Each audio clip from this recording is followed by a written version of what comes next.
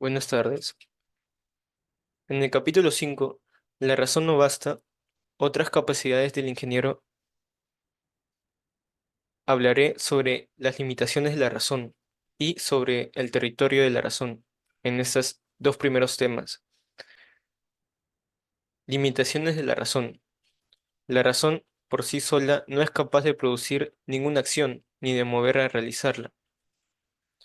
Eh, en este punto, el autor nos indica sobre la importancia de la razón que hay en los términos de ingeniería, pero también nos enfatiza sobre algunas cosas, situaciones que en la vida real o cotidiana para cualquier persona no solamente involucra el raciocinio, sino que también hay otros factores que son importantes para la toma de decisiones, como por ejemplo dentro de una familia, de una comunidad, siempre va a haber un apego emocional, sentimientos y se tiene que tomar decisiones con respecto a ellos. Obviamente que la razón siempre tiene que dar un punto final, pero en estos casos no solamente involucra eso, el autor nos enfatiza sobre algunos puntos que deberíamos tener nosotros como personas, que son uno, la empatía, que es con qué claridad tú entiendes a las demás personas, porque aparte de las personas, los ingenieros trabajan con la sociedad y para la sociedad. Es por eso que es muy importante ser empáticos con ellos. Aparte de eso, el autor nos indica sobre otra característica fundamental, que es la voluntad. La voluntad lo que nos mueve a actuar. Es por eso que es importante. Y al momento de actuar nos indica la laboriosidad, que también son términos importantes. Aparte de eso, aparte de eso, tenemos en el plano del territorio de la razón que gira en torno a la comprensión del mundo físico, a lo mundo material, a lo que se puede ver a simple vista, y aparte a la coherencia interna de los procesos intelectuales. Y obviamente esto tiene que ser regularizado por algo, que en este caso son dos principios fundamentales para que esta teoría, esta hipótesis sea cierta y para que futuras proyectos o experimentos se puedan aplicar con ello, que es uno, la no contradicción.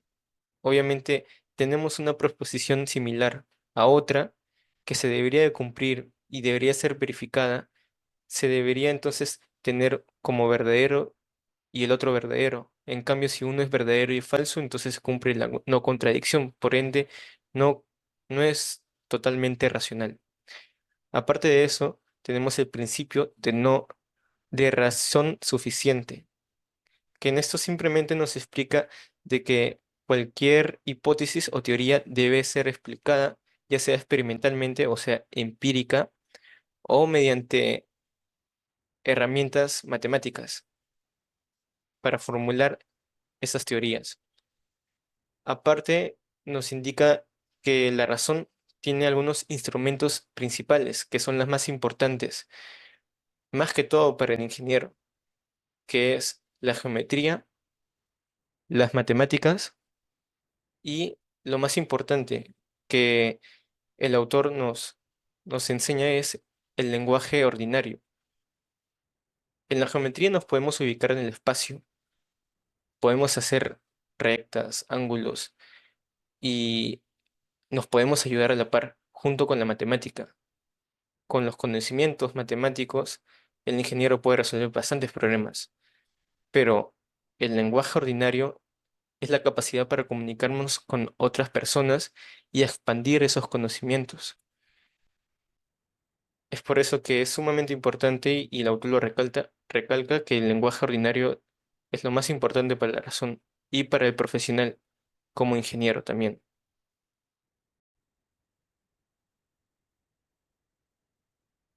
3. Papel de la imaginación. La imaginación es la facultad mental que permite la producción de imágenes y su combinación, percepción de imágenes sin objeto. La imaginación es otra herramienta para el ingeniero, así igual como en la geometría, como en las matemáticas, la imaginación también nos es útil, un conjunto del razonamiento. En la ingeniería se le usa cada vez que se hace un diagnóstico. Aparte de eso, también nos puede facilitar en el diseño, que es el planteamiento de soluciones para postular explicaciones tentativas de los problemas que se observan, explicaciones que luego habrán que someterse a confirmación. Obviamente, siempre tiene que cumplir el principio de no contradicción. Luego, durante el diseño, que al promover una solución conceptual del problema, que después debe validarse deductivamente o empíricamente con la experiencia. Y cada vez que han de preverse las condiciones futuras a que estará sometida el diseño. Acá tenemos dos puntos que pueden afectar tanto la imaginación excesiva como la poca imaginación para un ingeniero, ya que puede ser crítica de la sociedad. Cuando se escucha hablar de imaginación de parte del ingeniero, podemos decir que es muy surrealista, que podría llegar a la ciencia ficción incluso. En cambio, también por lo mismo es criticado a un ingeniero por la falta de imaginación, que es sumamente importante para resolver los problemas de ingeniería. Aparte de la imaginación, puede ser instrumento artífice del error. Nos puede llevar tanto a la verdad como también nos puede llevar solamente a pura fantasía. Dado que la imaginación puede lo mismo errar que atinar, y es indispensable en el concepto de hipótesis o supuestos, podemos concluir que estos actos de concepción constituyen los pasos con máxima probabilidad de error en los procesos intelectuales de la ciencia y la ingeniería. Por eso, tanto las hipótesis como los diseños deben ser validados, es decir, la hipótesis ni diseño son puntos terminales de un proceso, sino principios del mismo. Ahora le paso con mi compañero Leonardo Mora. Correcto.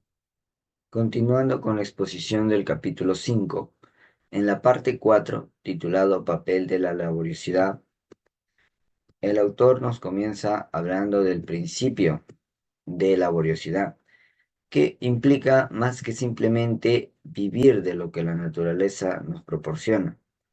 Requiere inteligencia y habilidad ingeniosa, más que simplemente arrojo. La laboriosidad no es exclusiva de la ingeniería.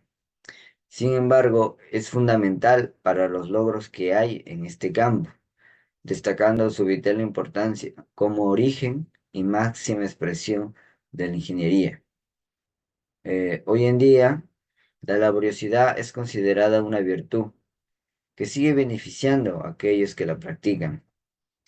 En tiempos modernos, el trabajo es tomado como una afirmación de dignidad que permite al individuo forjar su propio destino y liberando a la colectividad de las limitaciones naturales.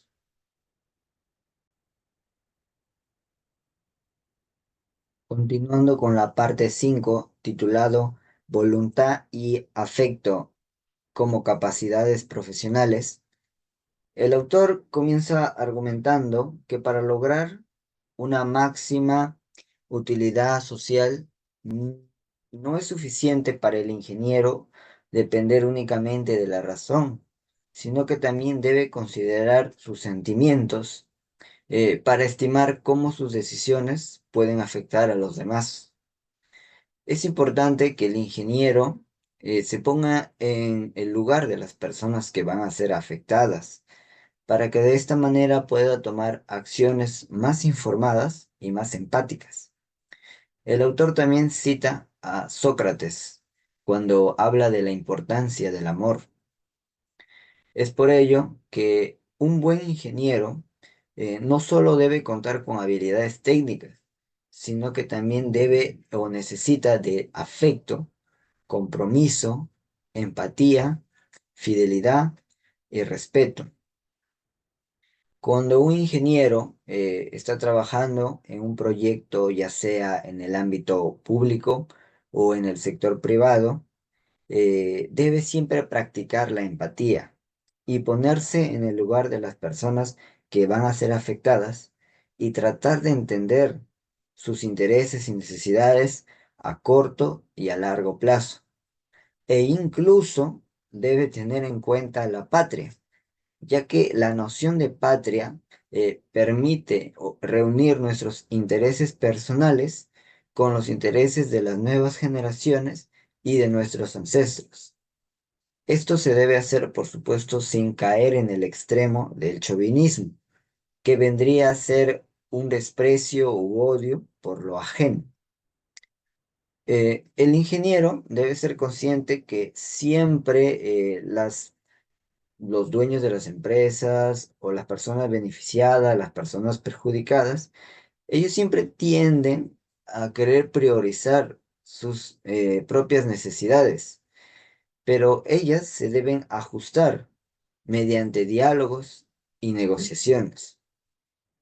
Pues el papel del ingeniero es facilitar la expresión honesta y clara de estos intereses para lograr una conciliación entre ellos y los intereses más amplios de la sociedad.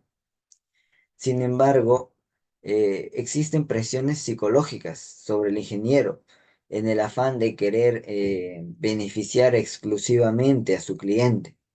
Y son estas presiones los que muchas veces hacen olvidar al ingeniero su responsabilidad que tiene con la sociedad y hacen que reduzca a la ingeniería a una simple técnica.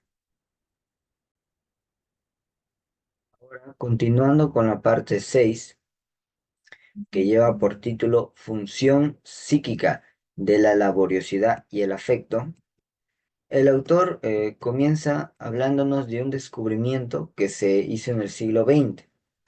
¿Qué se descubrió? Bueno, se descubrió que aquellas personas que practican más la laboriosidad y la empatía están preparadas para realizar funciones de responsabilidad social. Y no solo ello, sino que estas virtudes desencadenan en ellos un círculo virtuoso con beneficios muy grandes.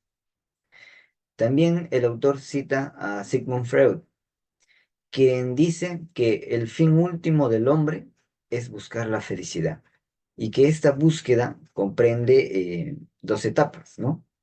La primera habla de trabajar solidariamente para el bien de todos y la segunda es el amor. Entonces, la clave para la felicidad es un equilibrio entre el trabajo y el afecto. Y aquellas personas que no cuentan con esta armonía o con este equilibrio sufren de una enajenación y una falta de comprensión. También quiero dar pase a mi compañero Jeremy para que pueda continuar con la exposición.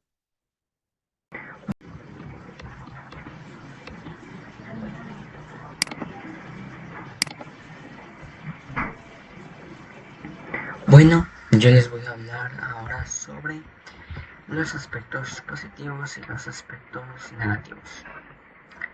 Entre los aspectos positivos tenemos la correcta estructura textual, fluidez, concisión y síntesis de las ideas. Y los aspectos negativos tenemos la ambigüedad y falta de recursos.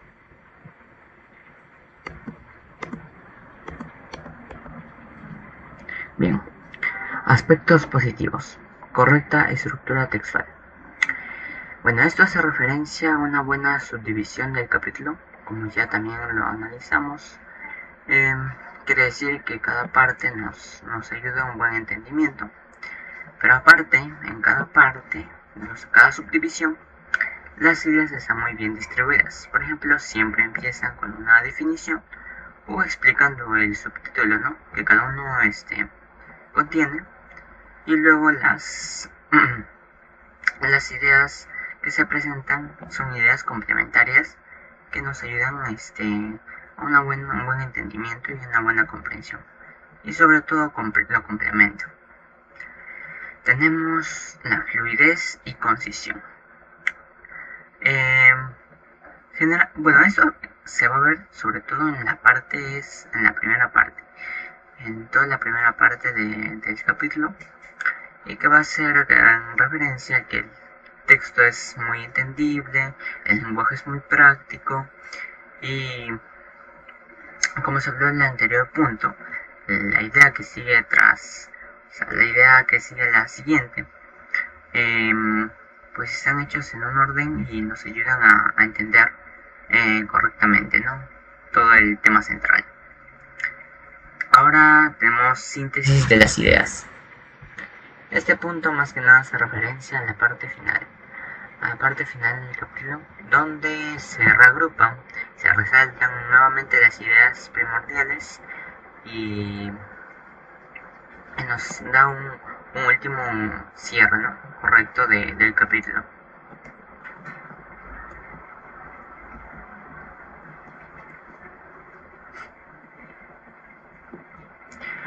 Aspectos negativos. Entre los aspectos negativos se presentan dos, que es la ambigüedad, que ya conocemos. Sobre todo se da, como dije, en la parte final. Si bien esto de estar resaltando la idea, pues es algo bueno, pero se vuelve un poco molesto cuando esta repetición es un poco constante. Aquí es como una pequeña observación. Y finalmente tenemos falta de recursos. Sobre todo, como dije, se va en la última parte del capítulo, que es la parte 5 y la parte 6. Y la lectura se vuelve un poco abrumadora, un poco aburrida y con un poco de desinterés, porque se vuelve un poco monótona.